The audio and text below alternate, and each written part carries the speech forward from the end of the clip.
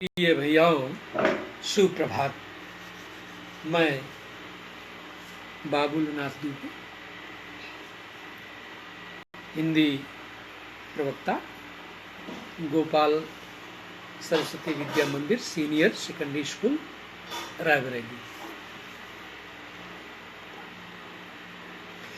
प्रिय स्नेहिल विद्यार्थियों, आप सभी का मेरे चैनल विद्या मंजरी में स्वागत है। यह चैनल ज़्यादा से ज़्यादा विद्यार्थियों के लिए ज्ञान प्रयोगी बने, इसी आशा के साथ मैं कक्षा 10 एवं 12 की कक्षाएं आरंभ कर रहा हूं।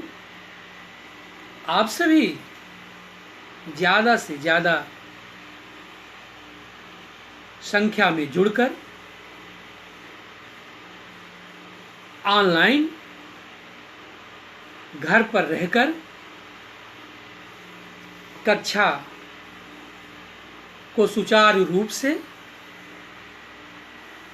लेकर अपने अध्ययन को जारी रखें। धन्यवाद। 1 भैयाओं, आज की कक्षा 10 के विद्यार्थियों के लिए क्षितिज के काव्यखंड के प्रथम अध्याय सूरदास के पद से आरंभ कर रहा हूं। विद्यार्थियों, सूरदास के पद को आरंभ करने के पहले हम सभी सूरदास से परिचित हो लें। सूरदास कौन थे, इनका जन्म कहाँ हुआ और इनकी रचनाएं क्या हैं, आदि आदि। सूरदास भक्ति काल के श्रेष्ठ कवियों में से एक हैं। सूरदास जी का जन्म 1478 ईस्वी में मथुरा के पास रुनकता में हुआ था। कुछ विद्वानों का यह भी मत है कि सूरदास जी का जन्म दिल्ली के पास सिही में हुआ था।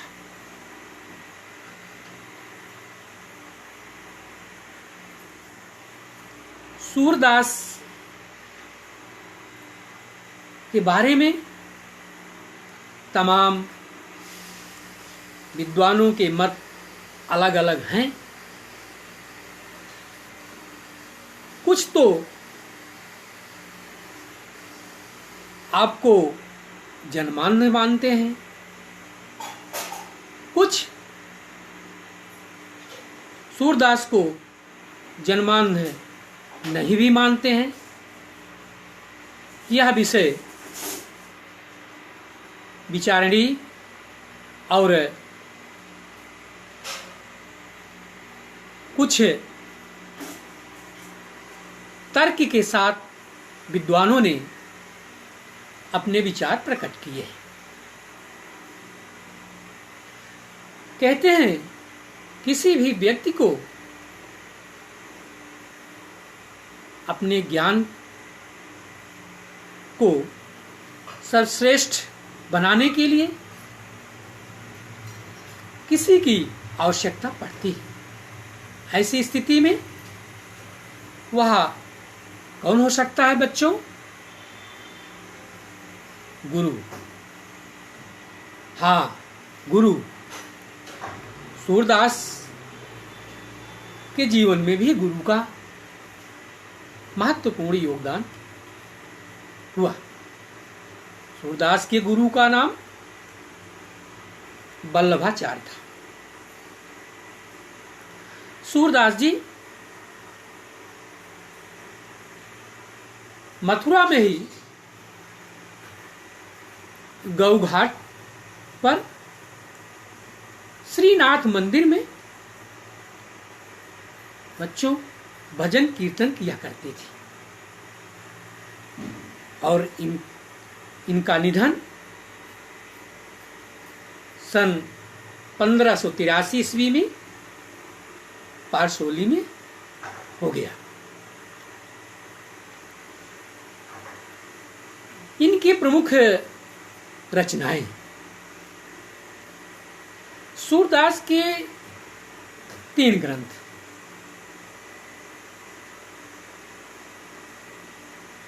साहित्य लहरी, सूरसागर, सूरसरावली। सूरसागर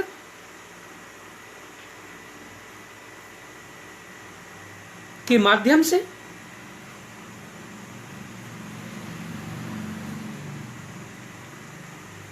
हमें इस पाठ के सार और उसके बारे में भ्रमर गीत के माध्यम से आप लोगों के बीच सूरदास के पद पढ़ाने जा रहा हूं। सूरदास ने सूरसागर के भ्रमर गीत शीर्षक से प्रमुख 4 पदों का आपके पाठ्यक्रम में उल्लेख किया है, जो निम्नलिखित है। पहला पद, बच्चों, उधव तुम हो अति बड़ भागी,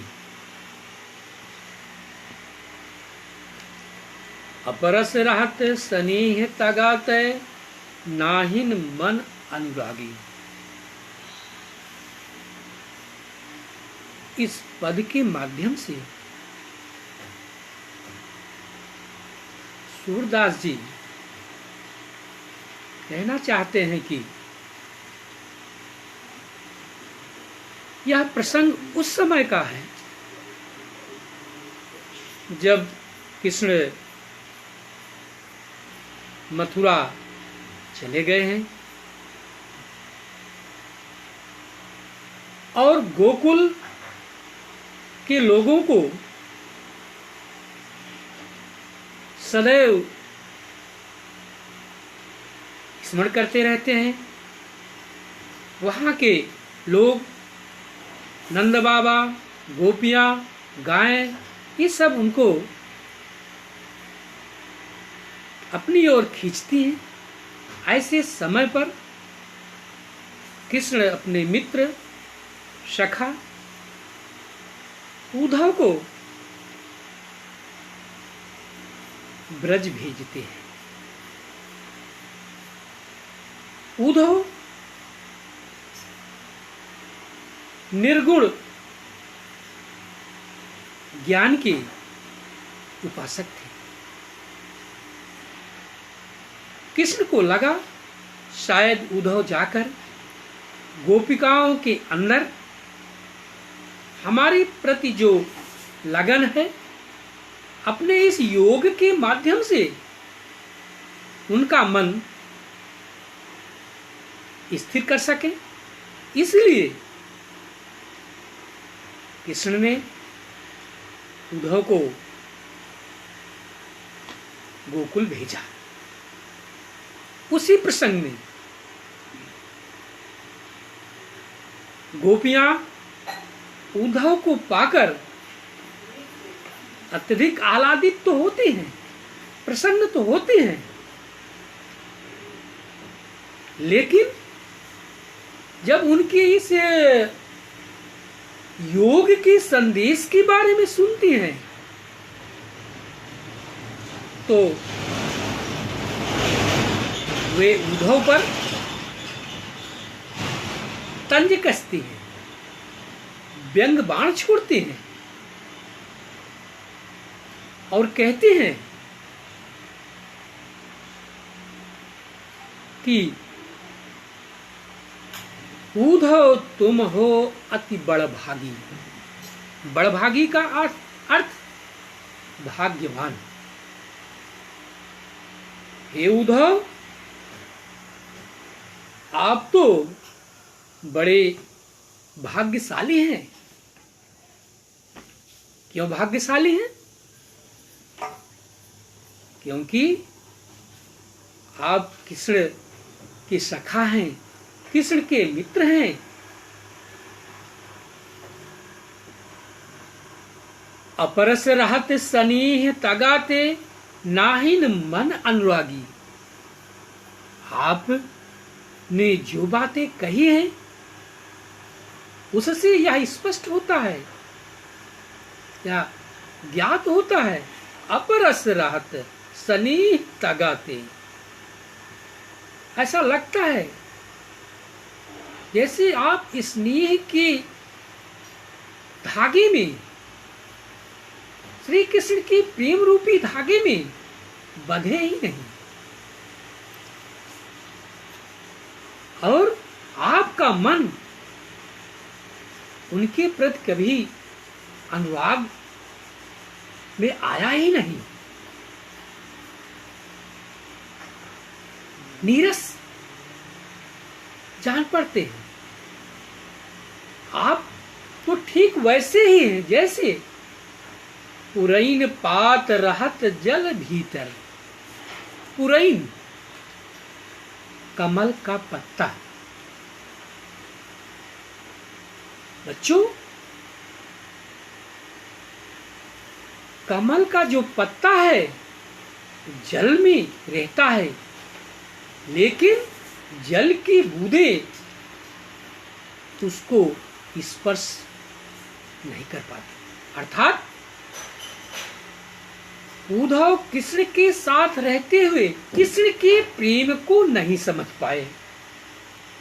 पुरैन पात रहत जल भीतर तारस दे न तागे।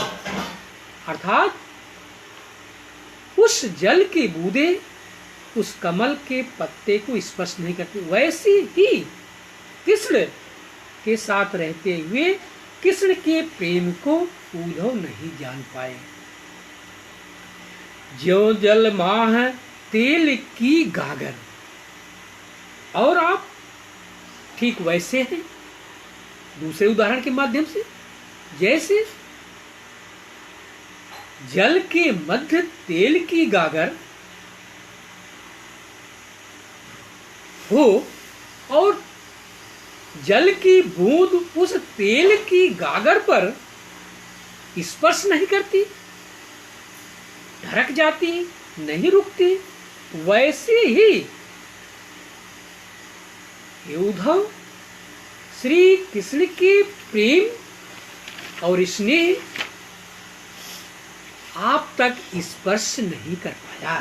श्री कृष्ण के साथ रहते हुए भी आप उनसे इस प्रेम से दूर रहे। प्रीत नदी में पांव न बोरो। प्रीति नदी, प्रेम रूपी नदी। अर्थात बच्चों, यहां रूपक अलंकार। आपने उस प्रेम रूपी नदी में अपना पैर तक नहीं डुबाया, स्पर्श तक नहीं किया, और दृष्टि न रूप पर आ गई। फिर आपका जो दृष्टि ऐसे रूप पर, ऐसे स्नेह रूपी प्रेम पर कहां पड़ा। अर्थात आपने प्रेम रूपी नदी में पैर नहीं डुबोया और आपकी दृष्टि ऐसे रूप पर नहीं पड़ी। सूर्यदास अबला हम डोरी। गोपियां उद्धव से कहती हैं सूरदास के माध्यम से, उद्धव हम लोग तो अबला हैं, भोले हैं, हम लोगों की दशा और दिशा दोनों श्री कृष्ण के प्रेम में डूबा हुआ है। हमारी स्थिति ठीक वैसे ही जैसे चींटी गुड़ से लिपटकर अपने आप को गुड़ के प्रति समर्पित हो जाती है, वैसे ही हम लोग श्री कृष्ण के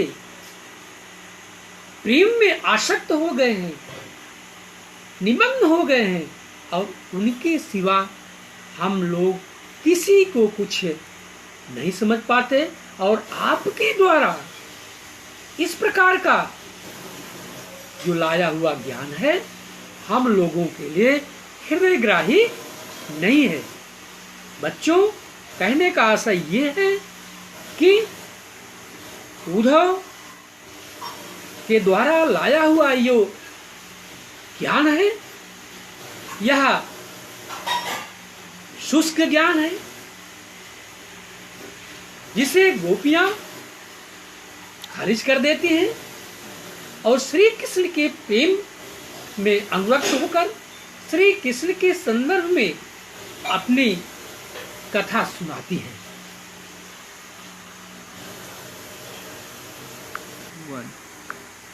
तो इस पद के माध्यम से बच्चों कुछ प्रश्न दे रहा हूं, उसे आप करते रहिए। सबसे पहले इस पद में प्रमुख अलंकार को छाटिए, कहां कहां पर किस पद में कौन सा अलंकार है। जैसे प्रीति नदी, अंडरलाइन कर लीजिए। गुड़ चाटी जो पागी, इसको अंडरलाइन कर लीजिए।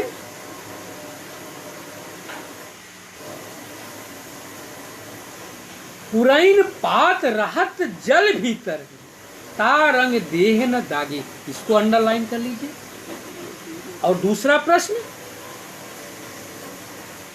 कौन सी भाषा में यह पद लिखा है। तीसरा प्रश्न, गोपियां उद्धव को भाग्यवान क्यों बता रही हैं। बस आज की कक्षा यही था।